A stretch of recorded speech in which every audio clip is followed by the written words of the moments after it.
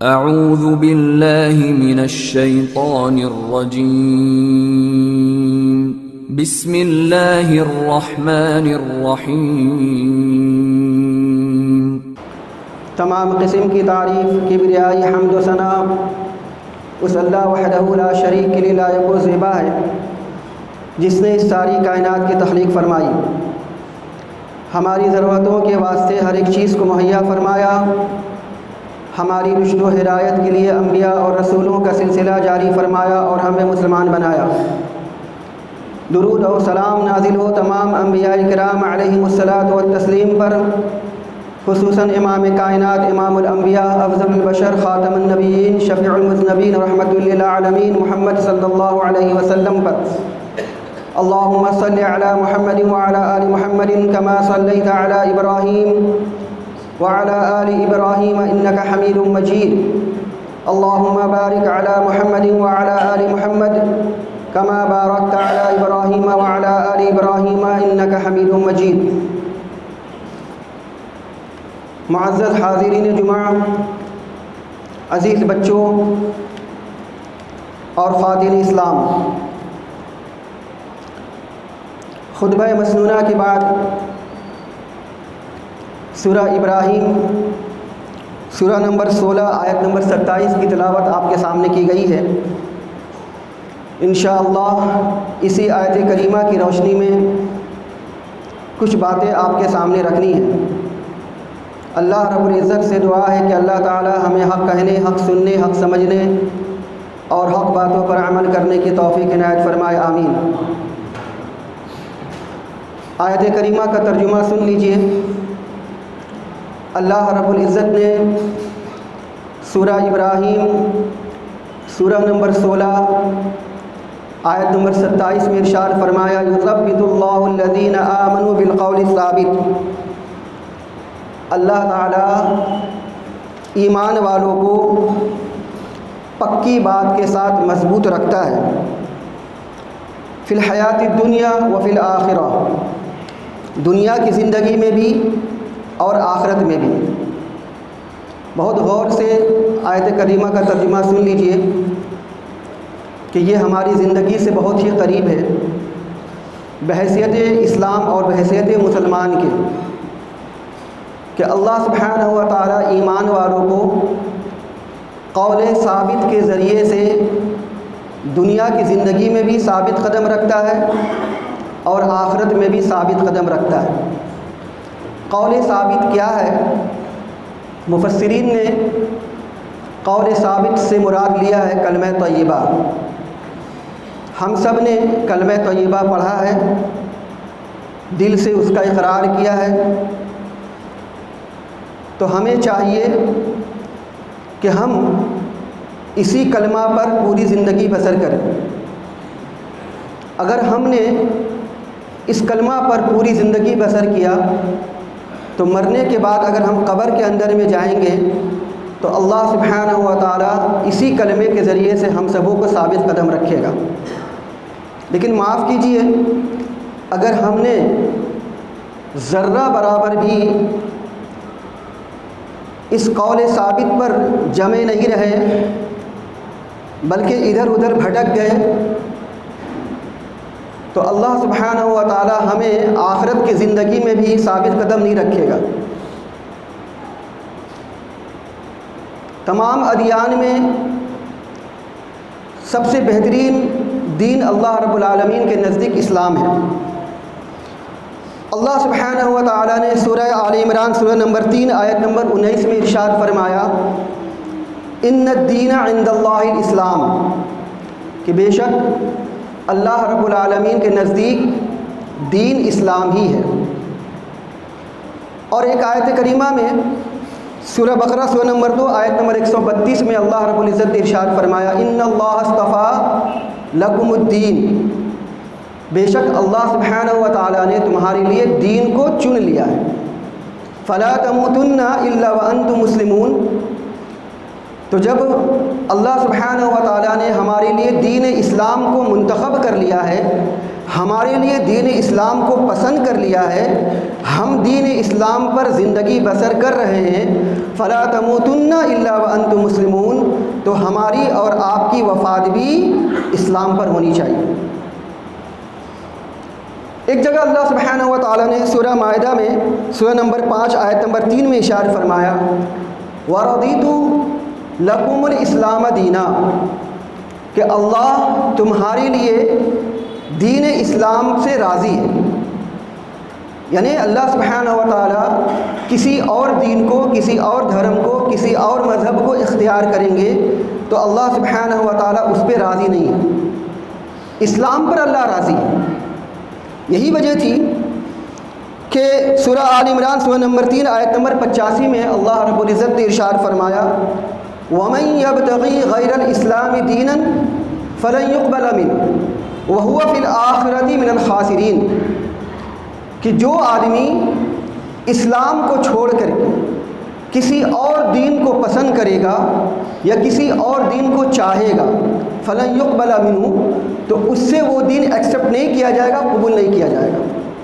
وَهُوَ فِي الْآخِرَةِ مِنَ الْخَاسِرِينَ، دنیا کی زندگی میں بھلے سے وہ پھلے پھولے، بھلے سے کما لے، کھا لے، عیش و عشرت کی زندگی بسر کر لے اور بہت ہی اچھی طریقے سے زندگی بسر کر لے، وَهُوَ فِي الْآخِرَةِ مِنَ الْخَاسِرِينَ، لیکن آخرت کا معاملہ یہ ہوگا کہ وہ بہت گھاٹے میں ہوگا، بہت گھاٹے میں ہوگا۔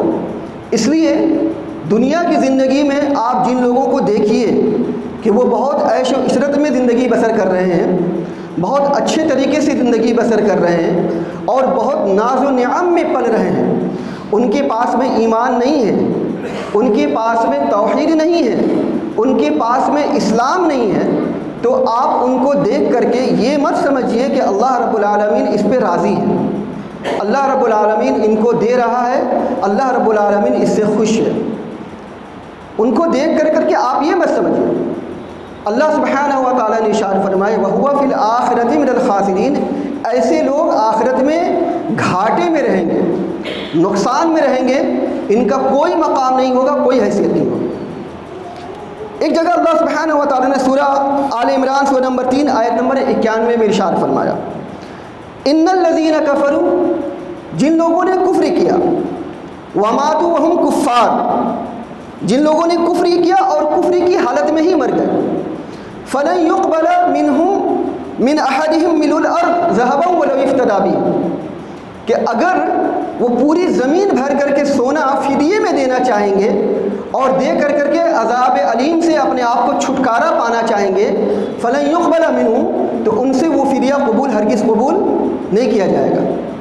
تو اللہ فرماتا ہے وما لهم اولئک لهم عذاب علیم، ان کے لیے دردناک عذاب ہے، وما لهم من ناصرین، اور ان کے لیے کوئی مددگار نہیں ہوگا۔ اس کا مطلب یہ ہے کہ جن لوگوں نے کفر کیا اور کفر پر ہی مر گئے، چنانچہ صحیح بخاری حدیث نمبر 3334، صحیح مسلم حدیث نمبر 7083 اور مسند احمد کی 8539 نمبر کی روایت ہے۔ اللہ کے رسول صلی اللہ علیہ وسلم کیا ارشاد فرماتے ہیں؟ اللہ کے نبی صلی اللہ علیہ وسلم ارشاد فرماتے ہیں کہ جہنمیوں میں سے ایک شخص کو لایا جائے گا اور اس سے پوچھا جائے گا کہ بتا تیرا ٹھکانہ کیسا تھا، تیرا ٹھکانہ کیسا ہے؟ تو وہ آدمی کہے گا کہ اللہ بہت ہی برا ٹھکانہ ہے۔ اللہ سبحانہ و تعالیٰ اس سے کہے گا کہ اگر تجھے پوری زمین اور اس زمین میں جو کچھ بھی ہے پوری زمین سونا بھر کر کے دے دیا جائے اور تجھ کو یہ کہا جائے کہ اس پوری زمین بھر سونا تو فدیے میں دے اور دے کر کے اس بدترین ٹھکانے سے چھٹکارا پا جائے تو کیا ایسا کرے گا؟ تو وہ شخص کہتا ہے کہ ہاں اے اللہ میں ایسا ہی کروں گا۔ تو اللہ کے رسول صلی اللہ علیہ وسلم ارشاد فرماتے ہیں کہ اللہ تعالیٰ فرماتا ہے کہ دنیا کی زندگی میں نے تجھ سے ایک بہت ہی ہلکی چیز کا مطالبہ کیا تھا۔ جس وقت تو آدم کی پیٹھ میں تھا اس وقت میں نے تجھ سے بہت ہی ہلکی چیز کا مطالبہ کیا تھا، ڈیمانڈ کیا تھا۔ وہ مطالبہ کیا تھا، مطالبہ یہ تھا کہ تو میرے ساتھ میں شرک مت کرنا، تیرے اعمال چاہے جیسے بھی ہوں، جامع ترمذی کی روایت ہے، تیرے اعمال چاہے جیسے بھی ہوں مجھے کوئی پرواہ نہیں ہے، تیرے اعمال چاہے اچھے ہوں چاہے برے ہوں، میں غفور رحیم ہوں، میں اس بات پر قادر ہوں کہ میں تیرے سارے گناہ بخش دوں گا۔ اللہ سبحانہ و تعالیٰ نے سورہ نساء میں ارشاد فرمایا ان اللہ لا یغفر ان یشرک بہ ویغفر ما دون ذلک لمن یشاء، کہ بے شک اللہ سبحانہ و تعالیٰ شرک کو کبھی معاف نہیں کرے گا۔ ویغفر ما دون ذلک لمن یشاء، اس کے علاوہ اگر اللہ چاہے تو سارے گناہ معاف کر دے گا لیکن شرک کو معاف نہیں کرے گا۔ تو اللہ تعالیٰ اس آدمی سے فرمائے گا کہ میں نے تجھ سے دنیا کی زندگی میں ایک بہت ہی ہلکی چیز کا مطالبہ کیا تھا، اور وہ یہ تھا کہ تو کسی بھی حال میں میرے ساتھ کوئی شرک مت کرنا، لیکن افسوس کہ تو نے اس چیز کو بھلا دیا اور تو نے شرک کر بیٹھا۔ آج تجھے میرے عذاب سے کوئی نہیں بچا سکتا۔ اللہ رب العالمین کا کرم اور اللہ رب العالمین کا احسان ہے کہ ہم سب مسلمان ہیں۔ اللہ سبحانہ و تعالیٰ نے ہمارے لیے دین اسلام کو پسند کیا۔ اس کا ثبوت یہ ہے کہ ہم اس اللہ رب العالمین کے گھر میں بیٹھ کر کے اللہ رب العالمین کا ذکر سن رہے ہیں، سماعت کر رہے ہیں اور اپنے اعمال کی اصلاح کی کوشش کر رہے ہیں، اپنے اعمال کی اصلاح کی کوشش کر رہے ہیں۔ ایک مسلمان کو چاہیے کہ پوری زندگی اپنے اعمال کا جائزہ لیتا رہے۔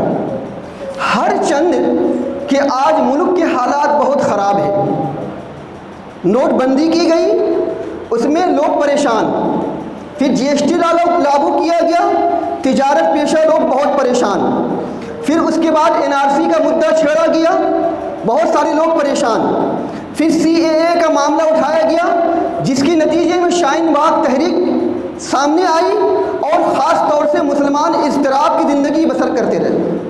پھر گاہے بگاہے گیان واپی مسجد کا معاملہ اٹھایا جاتا ہے تاکہ الیکشن کے موقع پہ تاکہ مسلمانوں کو پریشان کیا جا سکے، اور ابھی فی الحال یونیفارم سول کوڈ کا معاملہ اٹھایا جا رہا ہے۔ غرض ہے کہ ہر طریقے سے مسلمانوں کو کسی نہ کسی طریقے سے اضطراب میں ڈالنے کی کوشش کی جا رہی ہے، لیکن ان سب کے باوجود بھی ایک ایمان والے کو چاہیے کہ سارے حالات کے باوجود، ساری پریشانیوں کے باوجود اپنے توحید کا اور اپنے اعمال کا جائزہ لیتا رہے۔ اس لیے کہ اگر آپ دیکھیں گے تو صحابہ کرام رضی اللہ تعالیٰ عنہم اجمعین کے دور کے حالات آج سے بھی زیادہ خراب تھے۔ حالات اس وقت بہت خراب تھے، آج تو کچھ بھی نہیں ہے۔ الحمدللہ ہم یہاں پہ بیٹھ کر کے اللہ رب العالمین کا ذکر کر رہے ہیں، کھلم کھلا آزاری کے ساتھ میں اذانیں ہو رہی ہیں، نمازیں پڑھی جا رہی ہیں، قرآن کریم کی تلاوت ہو رہی ہے، اللہ رب العالمین کے دین کو اللہ کے بندوں تک پھیلایا جا رہا ہے، کوئی پریشانی نہیں۔ لیکن اس وقت صحابہ کرام کے حالات تھے کہ جب یہ ساری چیزیں نہیں ہوتی تھیں۔ ایسا معاملہ تھا کہ جب اللہ کے رسول صلی اللہ علیہ وسلم مکہ سے مدینہ ہجرت کر کے پہنچے تو مسلمانوں کے حالات ایسے تھے کہ مسلمان چاروں طرف سے گھرے ہوئے تھے۔ ایک طرف تو مکہ والے تھے جو چڑھ چڑھ کر کے غریب مسلمانوں پر حملہ کرنے کی کوشش کرتے تھے۔ پھر اس کے بعد مدینہ کے حالات ایسے تھے کہ یہودی تھے جو برابر سازشیں کیا کرتے تھے اور چاہتے تھے کہ اللہ کے رسول صلی اللہ علیہ وسلم کو دھوکے سے قتل کر دیا جائے۔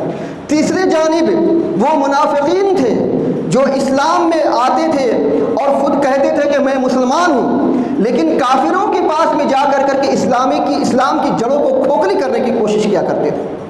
اور اس کے باوجود مسلمانوں کے حالات ایسے تھے کہ ان کے پاس میں پہننے کے لیے کپڑے نہیں تھے، مسلمانوں کی معیشت اور ان کی اقتصادی حالت ایسی نہیں تھی کہ مسلمان، روایت کے اندر میں آتا ہے کہ کئی مہینوں تک صحابہ کرام رضی اللہ تعالیٰ عنہم اجمعین کے گھر کا چولہا نہیں جلتا تھا۔ یہ حالات تھے، لیکن اس کے باوجود بھی ان ساری پریشانیوں، ساری مصیبتوں کے باوجود صحابہ کرام رضی اللہ تعالیٰ عنہم اجمعین اپنے توحید کا جائزہ لیتے تھے، اپنے اعمال کا جائزہ لیتے تھے، اور جائزہ اس بات کا لیتے تھے کہ کہیں ایسا تو نہیں کہ ہم اللہ رب العالمین کے ساتھ میں شرک کر رہے ہیں، کہیں ایسا تو نہیں کہ ہمارے اعمال برباد ہوئے جا رہے ہیں، ہم کو خبر بھی نہیں ہے۔ اس لیے معاف کیجئے، بہت تلخ حقیقت ہے، صرف رفع الیدین کر لینے سے اور آمین بالجہر کر لینے سے، سینے پر نیت باندھ لینے سے کوئی آدمی جنت کے اندر میں نہیں پہنچ جائے گا، بلکہ ان سب کے باوجود ایک اہل توحید کو چاہیے کہ اپنے اعمال کا جائزہ لے، اپنی توحید کا جائزہ لے، دیکھے کہیں ایسا تو نہیں کہ وہ جانے انجانے میں شرک کر رہا ہے اور شرک کرنے کے نتیجے میں اس کے سارے اعمال برباد ہو جا رہے ہیں، سارے اعمال برباد ہو جا رہے ہیں۔ شرک یہ سب سے بڑا گناہ ہے، سب سے بڑا گناہ ہے۔ صحیح بخاری صحیح مسلم کی حدیث ہے، ابو ہریرہ رضی اللہ تعالیٰ عنہ روایت کرتے ہیں کہ ایک دیہاتی رسول اکرم صلی اللہ علیہ وسلم کے پاس میں آیا اور اس نے آ کر کہا دلنی علی عمل اذا عملته دخلت الجنہ، اے اللہ کے رسول صلی اللہ علیہ وسلم مجھے آپ ایک ایسا عمل بتلائیں کہ جس کو اگر میں کروں تو جنت کے اندر میں داخل ہو جاؤں۔ اللہ کے رسول صلی اللہ علیہ وسلم نے فرمایا تعبد اللہ، اللہ کی عبادت کرو، ولا تشرکوا بہ شیئا، اور اس کی عبادت میں ذرہ برابر بھی ایک رائی کے دانے کے برابر بھی شرک مت کرو۔ دو چیزیں آپ کے سامنے میں بتائی گئی، ایک یہ کہ اللہ کی عبادت کرو، الحمدللہ ہم سب اللہ کی عبادت کرتے ہیں۔ دوسری کیا کہ اللہ کی عبادت میں ایک ذرہ برابر بھی شرک نہیں ہونی چاہیے، ذرہ برابر۔ اگر جانے انجانے میں ذرہ برابر بھی ہم سے شرک ہو گیا تو ہمارے سارے اعمال برباد ہو، سارے اعمال برباد ہو۔ اس لیے اس خام خیالے میں مت رہیے کہ ہم توحید پرست ہیں، مرنے کے بعد سیدھے جنت کے اندر میں جائیں گے۔ اپنے اعمال کو ٹٹولیے، اپنی توحید کا جائزہ لیجیے۔ ایک آدمی رسول اکرم صلی اللہ علیہ وسلم کے پاس میں آیا اور آ کر کے کہا اے اللہ کے رسول صلی اللہ علیہ وسلم اسلام کے تعلق سے مجھے کچھ باتیں بتلائیے تاکہ میں آپ کے بعد کسی اور سے کچھ نہ پوچھوں، ایسا معاملہ بتائیے، ایسا عمل بتائیے، ایسا کچھ بتلائیے کہ میں آپ کے بعد کسی سے نہ پوچھوں۔ صحیح مسلم کی روایت ہے۔ اللہ کے رسول صلی اللہ علیہ وسلم ارشاد فرمایا قل آمنت باللہ ثم استقم، کہ میں اللہ پر ایمان لایا پھر اس پر جم جاؤ، اللہ پر ایمان لایا پھر اس پر ڈٹے رہو، پوری زندگی ڈٹے رہو، حالات چاہے کیسے بھی ہو، حالات کیسے بھی تمہارے حق میں ہو چاہے ہمارے حق میں نہ ہو، لیکن ایمان پر ڈٹے رہو۔ یہی توحید ہے۔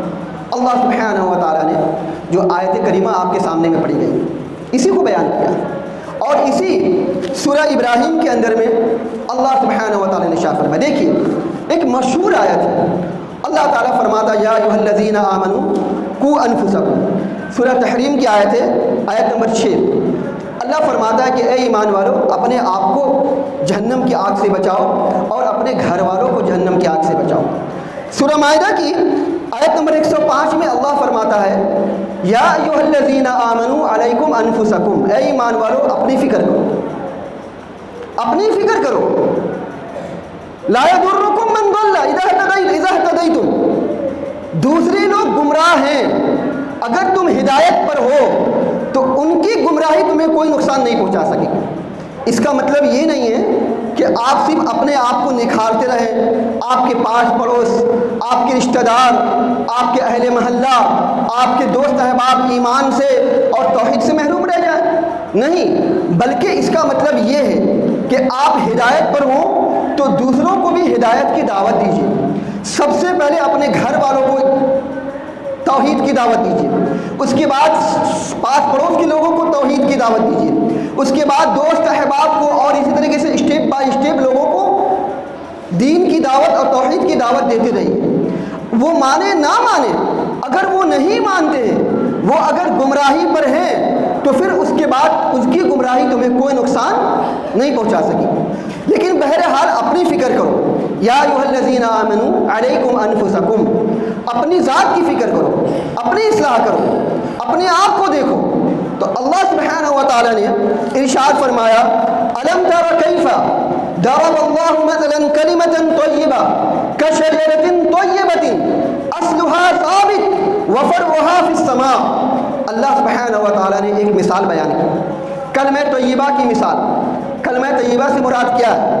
مفسرین کہتے ہیں کہ کلمہ طیبہ سے مراد کلمہ طیبہ پاک، مثلا کلمہ طیبہ سے مراد لا الہ الا اللہ، لا الہ الا اللہ۔ تو لا الہ الا اللہ کی مثال ایک پاکیزہ درخت سے دی گئی ہے، پاکیزہ درخت سے دی گئی ہے، اصلها ثابت، اصلها ثابت، جس کی جڑیں بہت مضبوط ہوتی ہیں، وفرعها فی السماء، اور اس کی ٹہنیاں بالکل آسمان کی بلندیوں کو چھو رہی ہوتی ہیں۔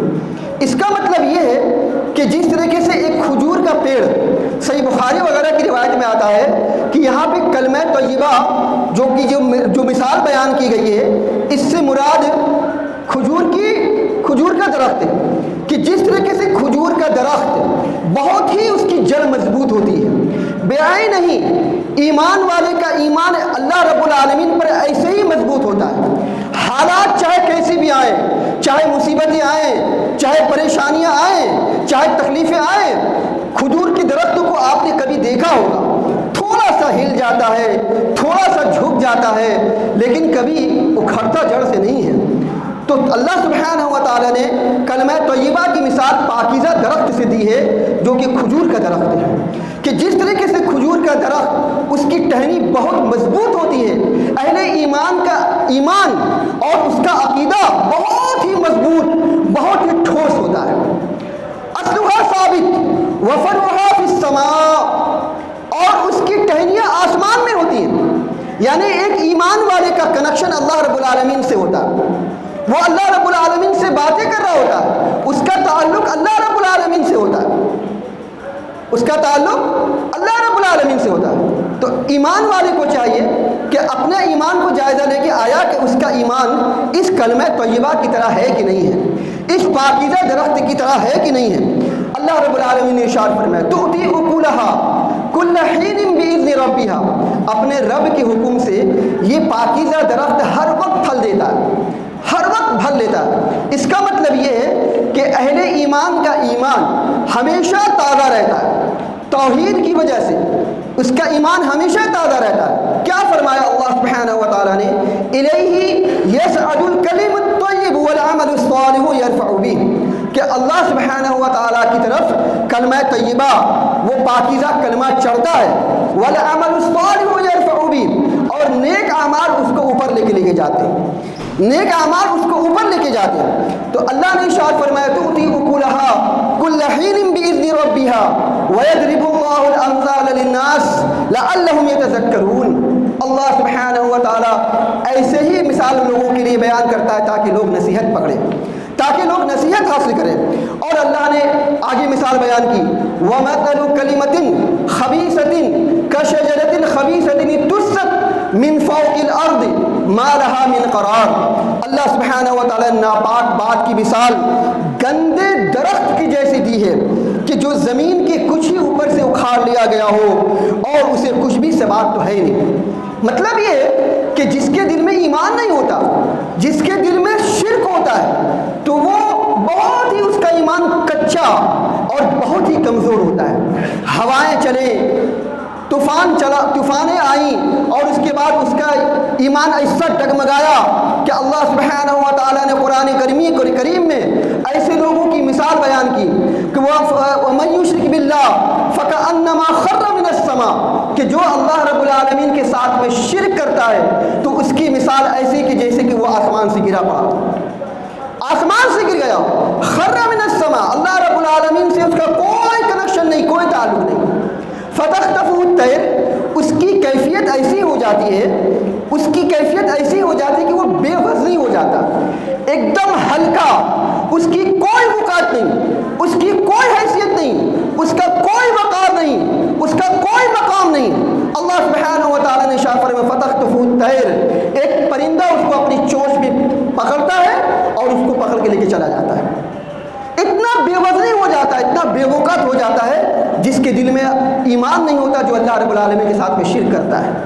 آج ہمارے ہندوستان کے حالات میں دیکھ لیجیے، آج دنیا کے اندر میں، دنیا کے نقشے میں مسلمانوں کے حالات دیکھ لیجیے، ذرا کہنے سننے کی ضرورت نہیں ہے، اللہ سبحانہ و تعالیٰ نے اس آیت کریمہ میں کھول کر کے بیان کر دیا، اتنا بے وقت ہو جاتا ہے۔ اور اللہ نے آگے بیان فرمایا بلکہ اس سے بھی غیر گزرا ہو جاتا ہے، اور تہوی بہ الریح فی مکان صحیح، ایک ہوا ذرا سی چلتی ہے اور اس کو اٹھا کر کے دور دراز جگہ پہ لے کر کے پھینک دیتی ہے۔ اور اللہ سبحانہ و تعالیٰ نے کیا بیان فرمایا سورہ نساء میں وَمَن يُشْرِكْ بِاللَّهِ فَقَدْ ضَلَّ ضَلَالًا بَعِيدًا، کہ جو اللہ رب العالمین کے ساتھ میں شرک کرتا ہے تو گویا کہ وہ بہت دور کی گمراہی میں جا پڑا، بہت دور کی گمراہی۔ بہت دور کی گمراہی میں جا پڑا ہے۔ اس لیے ہمیں چاہیے کہ ہم اپنی توحید اور اپنے اعمال کا جائزہ لیں۔ یہ شرک کرنے والے کی مثال اللہ رب العالمین نے دی ہے، اور یہ حقیقت بھی ہے، یہ حقیقت بھی ہے۔ آج ہمارے یہاں معاملہ کیا ہے کہ ہم سمجھتے ہیں کہ شرک ہم نہیں کرتے، ہم غیر اللہ کے آگے سر نہیں جھکاتے، ہم اللہ رب العالمین کے علاوہ کسی سے مدد نہیں مانگتے، ہم اللہ رب العالمین کے علاوہ کسی کے آگے سر نہیں جھکاتے، الحمدللہ ہم شرک نہیں کرتے، بڑی اچھی بات ہے۔ لیکن کبھی کبھی اپنی زبان سے ہم ایسی بات کہہ جاتے ہیں جس سے شرک کا شائبہ لازم آتا ہے، شرک سے تشبیہ ہوتی ہے۔ کیا فرمایا اللہ کے رسول صلی اللہ علیہ وسلم نے؟ تعبد اللہ، اللہ کی عبادت کرو، ولا تشرکوا بہ شیئا، اور ایک ذرہ برابر بھی اللہ رب العالمین کے ساتھ میں شرک نہیں ہونی چاہیے، ذرہ برابر۔ اب ہم کیسے اللہ رب العالمین کے ساتھ میں شرک کرتے ہیں؟ دیکھ لیجیے کہ انسان اپنی سوچ کے اعتبار سے کیسے کافر بن جاتا ہے، کیسے ایمان سے نکل جاتا ہے۔ صحیح بخاری کی حدیث ہے، حدیث نمبر 1038۔ حدیبیہ کے مقام پر ایک رات بارش ہوئی تھی، حدیبیہ کے مقام پر رات میں بارش ہوئی۔ صبح فجر کی نماز کے بعد اللہ کے رسول صلی اللہ علیہ وسلم نماز پڑھانے کے بعد صحابہ کرام کی طرف، لوگوں کی طرف متوجہ ہوئے، اور متوجہ ہو کر کے کہا اللہ کے رسول صلی اللہ علیہ وسلم نے، هل تدرون ماذا قال ربكم، کیا تم جانتے ہو کہ تیرے پروردگار نے کیا کہا ہے؟ صحابہ نے فرمایا قالوا اللہ ورسولہ اعلم، کیا فرمایا؟ اللہ اور اللہ کا رسول بہتر جانتا ہے۔ اللہ کے رسول صلی اللہ علیہ وسلم نے فرمایا پروردگار فرماتا ہے کہ آج میرے دو طرح کے بندوں نے صبح کی، میرے دو طرح کے بندوں نے صبح کی، ایک مومن اور ایک کافر۔ راتوں رات ایک ایمان لے آیا اور راتوں رات ایک کافر بھی ہو گیا۔ کیسے؟ آگے اللہ کے نبی صلی اللہ علیہ وسلم ارشاد فرماتے ہیں، جس نے کہا کہ اللہ کے فضل و کرم سے پانی برسا تو وہ مجھ پر ایمان لایا۔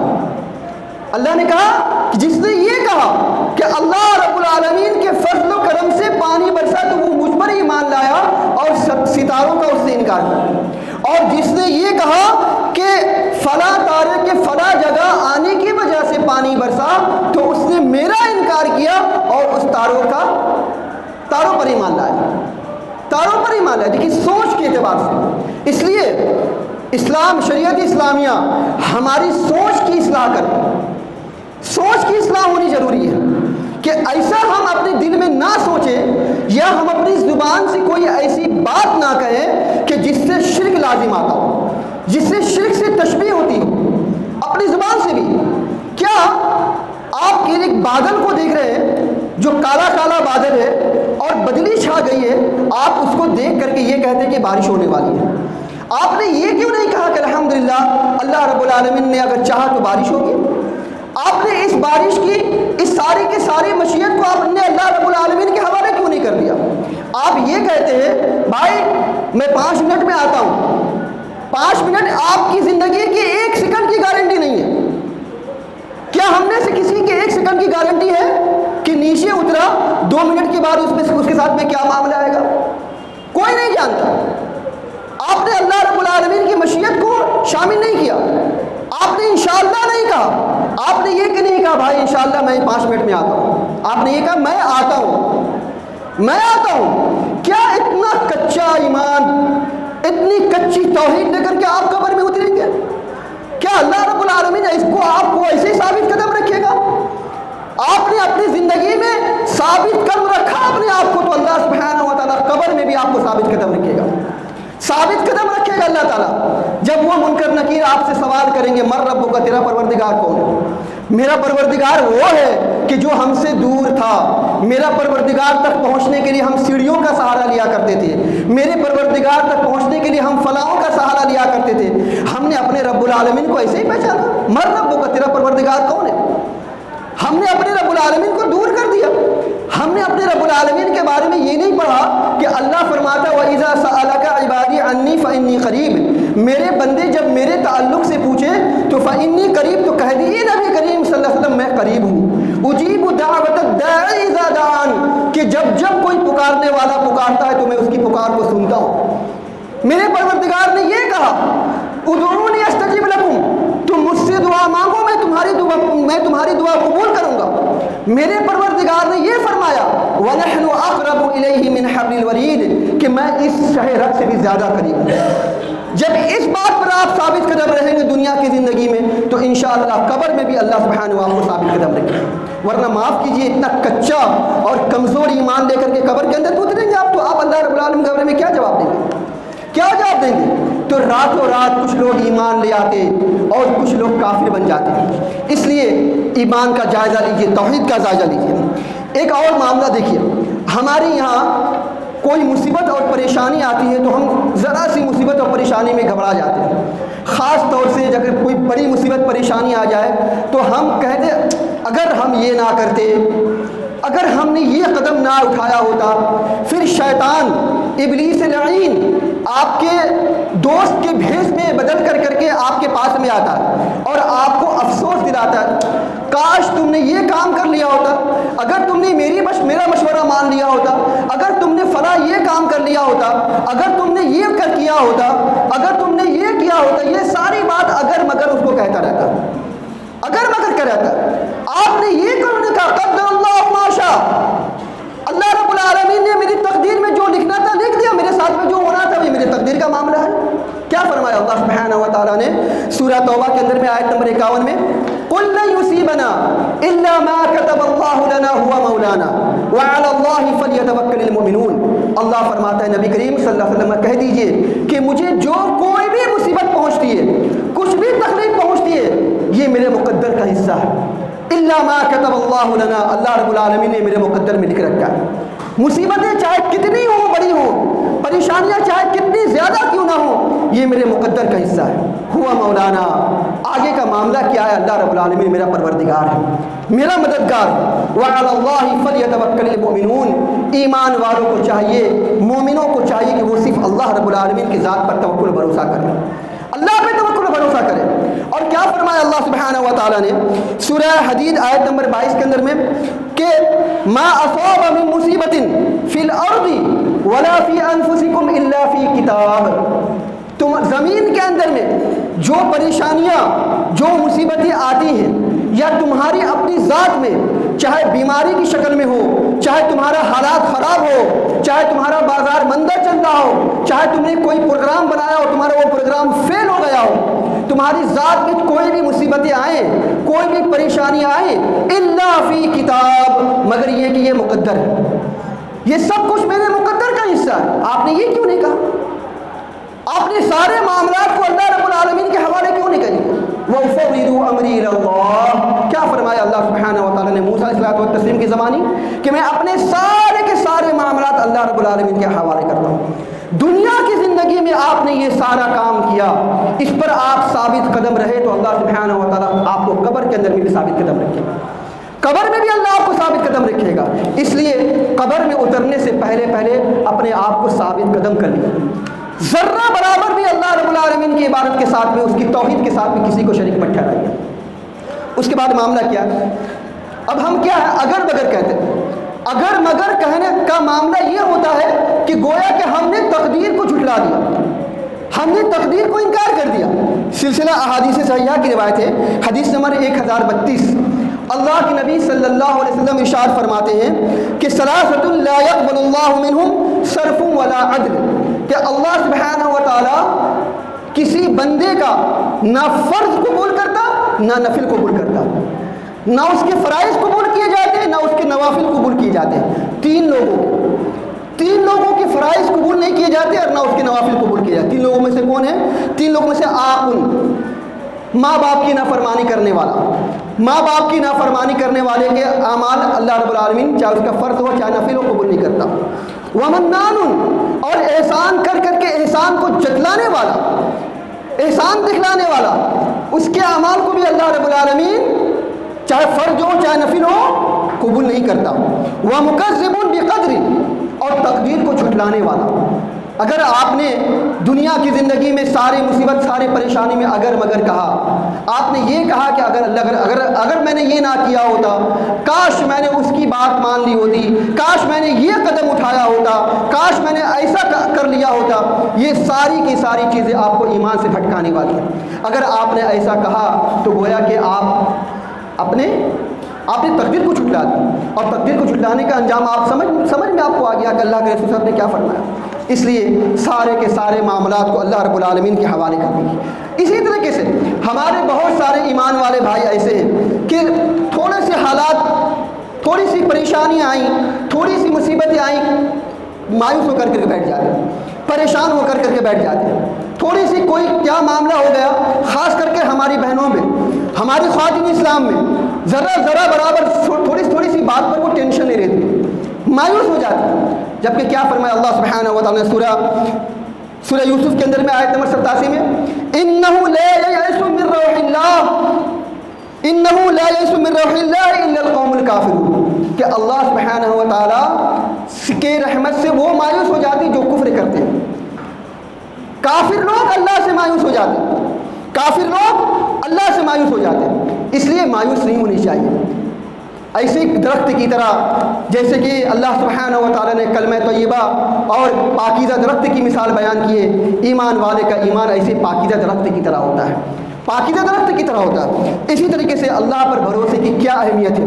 ایک آدمی اگر اللہ رب العالمین سے بھروسہ کرتا ہے، اس پر توکل کرتا ہے اور سارے کے سارے معاملات کو اللہ رب العالمین کے حوالے کر دیتا ہے، تو اس کی کیا اہمیت ہے۔ صحیح بخاری کی حدیث ہے، اللہ کے نبی صلی اللہ علیہ وسلم ارشاد فرماتے ہیں، یدخل من امت الجنہ 70,000 بغیر حساب، کہ میری امت میں سے 70,000 افراد بغیر کسی حساب کے جنت کے اندر میں داخل ہوں گے۔ آپ سب نے حدیث سنی ہوگی، بہت مشہور حدیث ہے۔ میری امت میں سے 70,000 افراد بغیر حساب کے جنت کے اندر میں داخل ہوں گے۔ وہ کون لوگ ہیں؟ جو داغ نہیں لگواتے، دم جھاڑ نہیں کرتے، بدشگونی نہیں لیتے، وعلی ربہم یتوکلون، اور صرف اپنے پروردگار پر بھروسہ کرتے ہیں، اپنے رب پر بھروسہ کرتے ہیں۔ یہی وہ لوگ ہیں کہ جن کو اللہ رب العالمین دنیا کی زندگی میں بھی ثابت قدم رکھتا ہے اور آخرت کی زندگی میں بھی ثابت قدم رکھے گا۔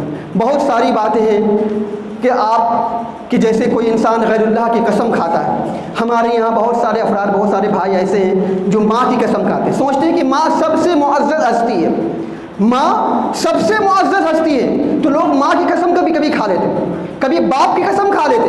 اللہ کے رسول صلی اللہ علیہ وسلم نے ارشاد فرمایا، جامع ترمذی کی روایت میں 1535 نمبر کی روایت ہے، من حلف بغیر اللہ فقد کفر او اشرک، کہ جس نے اللہ کے علاوہ کسی اور کی قسم کھائی اس نے شرک کیا یا اس نے کفر کیا، جس نے اللہ کے علاوہ کسی کی قسم کھائی۔ اسی طریقے سے ہمارے یہاں بہت ساری بہنیں، بہت سارے افراد ایسے کہ جو زمانے کو گالی دیتے ہیں، جو اللہ رب العالمین کو گالی دیتے ہیں۔ اللہ کے رسول صلی اللہ علیہ وسلم نے فرمایا کہ اللہ تعالیٰ فرماتا ہے، صحیح بخاری کی روایت میں، کہ ابن آدم مجھے گالی دیتا یا سب الدہر، کیسے وہ زمانے کو گالی دیتا، وہ انا الدہر، حالانکہ زمانہ میں ہی ہوں، میں ہی زمانے کو لڑتا پلٹتا ہوں۔ یہ دن اور رات کا آنا جانا یہ سب اللہ رب العالمین کے حکم سے ہوتا ہے۔ زمانہ وہی ہے، حالات وہی ہیں، سب کچھ وہی ہے، لیکن ہم کس کو گالی دیتے ہیں؟ زمانے کو گالی دیتے ہیں۔ تو اللہ رب العالمین فرماتا ہے کہ وہ انا الدہر، میں زمانہ ہوں، اور لوگ زمانے کو گالی دیتے ہیں، گویا کہ مجھ کو گالی دیتے ہیں۔ زمانہ بہت خراب ہے، زمانہ اچھا نہیں ہے، زمانے میں یہ چل رہا ہے، زمانہ میں وہ چل رہا ہے، یہ سارے کے سارے معاملات ہم اپنی زبان سے بولتے ہیں، ساری چیزیں اپنی زبان سے۔ اس لیے زبان کو کنٹرول میں رکھیے، اپنے توحید کا جائزہ لیجئے، اپنے ایمان کا جائزہ لیجئے۔ بہت ساری باتیں ہیں اور انشاءاللہ آپ کو وقتاً فوقتاً اسی جمعہ کے خطبے میں بیان ہوتا رہے گا۔ اللہ تعالیٰ سے دعا ہے کہ اللہ سبحانہ و تعالیٰ ہم سبوں کو اپنے ایمان اور اپنی توحید کا جائزہ لینے کی توفیق عطا فرمائے۔ الہ العالمین ہم تمام مسلمانوں کو دنیا کی زندگی میں بھی ثابت قدم رکھے اور آخرت میں بھی اللہ سبحانہ و تعالیٰ ہم سبوں کو ثابت قدم رکھے۔ الہ العالمین ہم میں جو بیمار ہیں انہیں شفاء کاملہ عاجلہ عطا فرما، جو پریشان ہیں ان کی پریشانیوں کو دور فرما، جو قرض دار ہیں انہیں قرضہ ادا کرنے کے اسباب مہیا فرما۔ الہ العالمین جہاں جہاں دنیا کے اندر میں کہیں مسلمان پریشان ہیں الہ العالمین تو ان سب کی مدد فرما۔ الہ العالمین ہمارے مسلمان بچے اور بچیوں کی حفاظت فرما۔ الہ العالمین جو اپنے رزق حلال کے لیے جد و جہد کر رہے ہیں الہ العالمین تو ان کی جد و جہد میں کامیابی عطا فرما۔ الہ العالمین جب تک ہم جئیں کتاب اللہ اور سنت رسول اللہ صلی اللہ علیہ وسلم پر عمل کرتے ہوئے جئیں، اور جب ہمارا خاتمہ ہو انہی دونوں پر عمل کرتے ہوئے ہمارا خاتمہ ہو۔ اقول قولی ھذا واستغفر اللہ لی ولکم ولسائر المسلمین وآخر دعوانا الحمد للہ رب